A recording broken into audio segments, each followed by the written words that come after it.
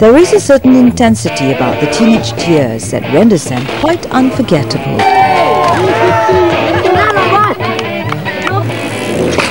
The music of those years, the friends made, the decisions taken, leave a lasting impression on someone's life.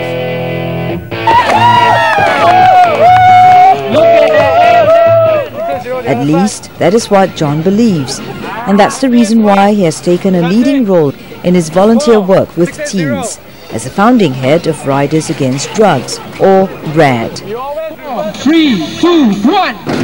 It's a rather cool name for the group of BMX cyclists who learn from him the tricks of being a hotshot stunt rider in a game that challenges them physically, mentally and emotionally.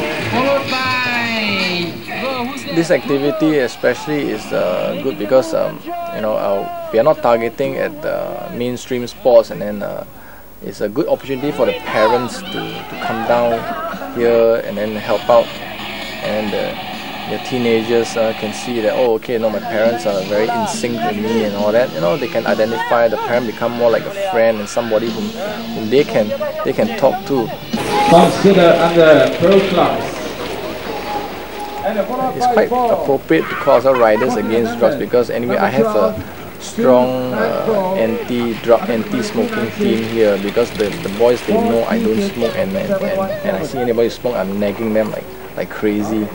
Even some of my so-called volunteers, subcommittee group are helping me, and they've given up because I kept badgering them so much. I'm like that guy in the old TV series Colombo, that irritating inspector who keeps bothering people so much until they confess.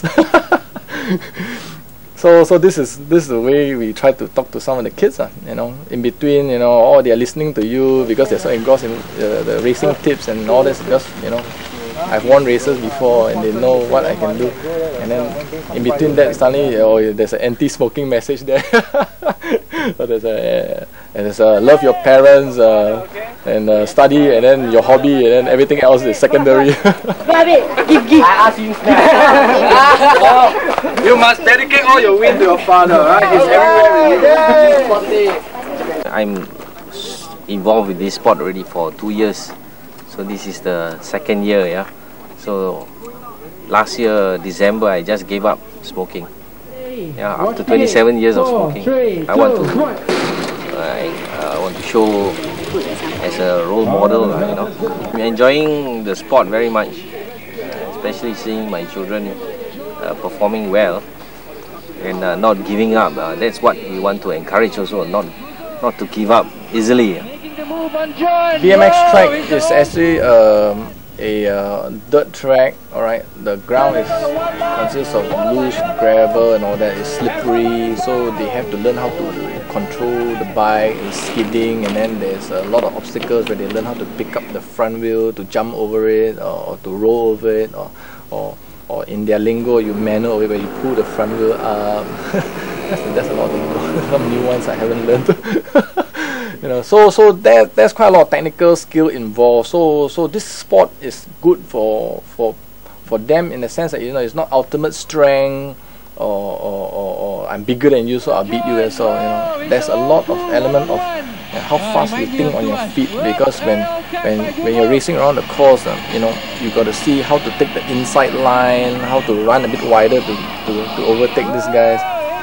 So it's a very challenging sort of activity.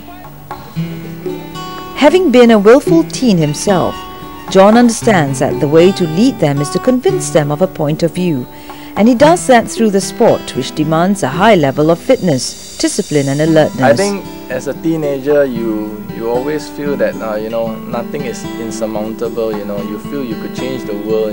If I was in charge, I probably could change the world.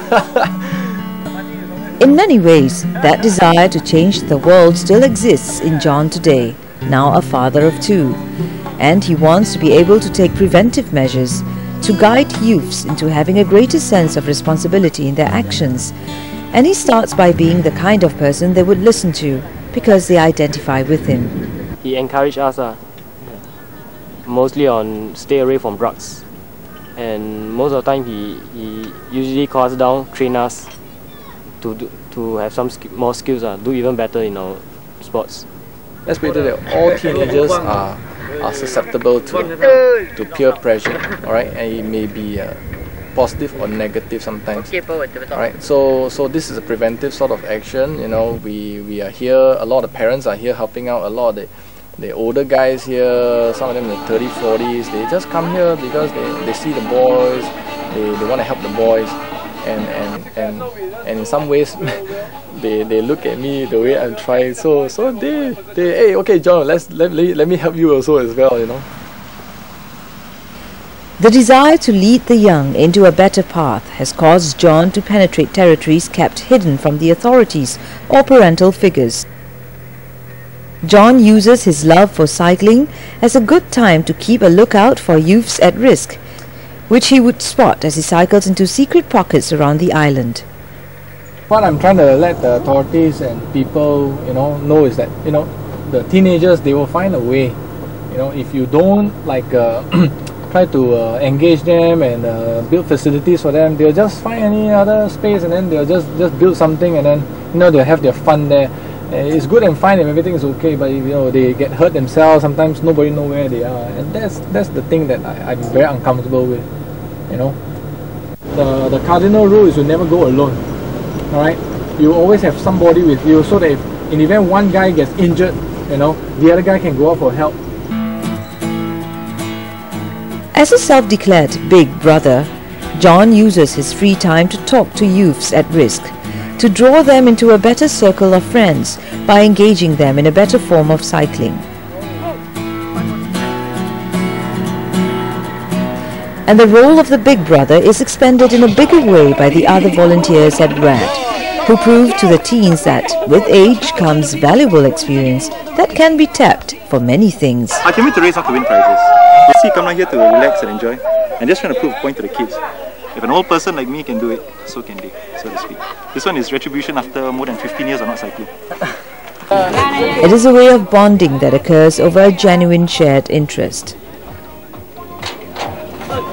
Through the RAD, John hopes to use positive motivation by working hard to acquire sponsorships, trophies and medals for doing well.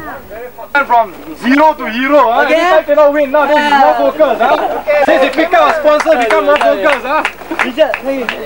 Over here, this is where I get opportunity to talk to some of the boys. Hey, look, does it feel good, when you're winning, and everybody's like, oh, yeah, look at that, that's a champion. And how do you do it? I always ask them, you practice a lot, you train, and then you exercise, and then, so same thing I said, you want to do well in studies, you have to train, you have to exercise your brain. Go ahead and chase your dream, see how far you can go, even in BMX, but always have that backup, your studies is your backup plan, your insurance policy. Sticking your knee out allowed, kicking not allowed, no bicycle allowed, throwing bicycle, please go ahead. It takes a former tearaway youth to understand what it is like to be young and at an important crossroads. John wants to be there to guide teens towards the kind of decisions they would be proud of, so that the teens would be able to say one day that they are glad someone like him was around when they needed that.